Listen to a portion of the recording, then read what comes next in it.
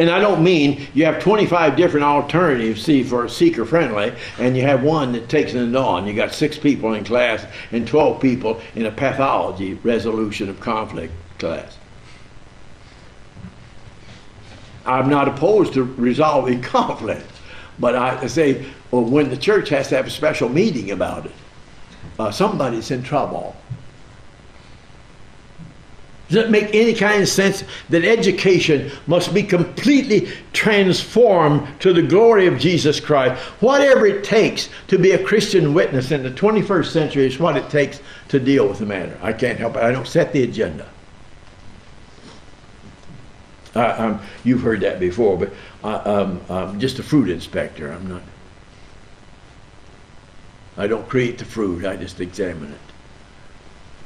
But without that, I see no way out of the impasse that generally churches. I don't care how many people go or how many classes you've got, how much staph infection your congregation has or school. But see, they're meeting private, isolated agendas. That agenda is the only thing in the world and has nothing to do with all these other agendas. I can't figure out, see how you have the church in that. You've got churches. You don't have the church. What unifies it? I don't know. But there was a day, well, anyway, postmodernism, this. So we'll take a break and then come back to postmodernism denies true truth. The existence of true truth.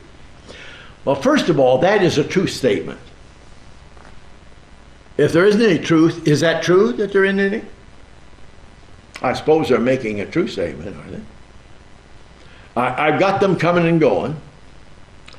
Now, if they think that true truth and theology and doctrines, what do they do historically? And some of that can be absorbed. That's correct. What do doctrines do? They divide. They divide. Put this down. They divide. They divide. That's correct. Yeah. Well, if the only way out of the division is not to have any what? Doctrine. That's the answer to postmodern. There isn't any. So now everybody is unified. Praise his name. Then you have a cosmic loony bin. No, that's not true. But that's what happens. If there's no truth that's divisive, then get rid of truth and go into multicultural, tolerant diversity. So you tolerate, but I ask them if it's true that I ought to tolerate all the diversity. They're making a statement while they're denying that such a statement can be made. Well, this is exactly like the sophist and like the Gnostics. There isn't any truth, and history is irrelevant, but they write books about it in language. Which does not correspond to any reality. I would say, what is the bearing of writing these Gnostic emissaries on Gnosticism? That Gnosticism, just knowledge, this secret code, we have access to knowledge, but we can't say anything about it because it's ineffable. It's a meta-narrative which is inaccessible. Oh, it's a meta-narrative that is not communicable, and only if you're inside the cage can you understand. Okay. Steve would help him. Yeah.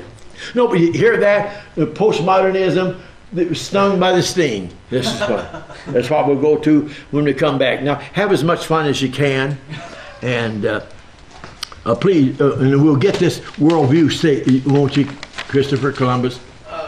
Yeah. Yes. I want to get the assumptions and see if everybody doesn't have one. Yes. Where is it? Is that what you're... Oh, praise his name. Pray, I believe in God again. We got praise his name. He's here. He's on the way. Okay. So we leave that there. Don't anybody erase it. If you're coming back, don't erase it if you aren't coming back. Just leave it there. We'll look at it. Just stare at it when we get back.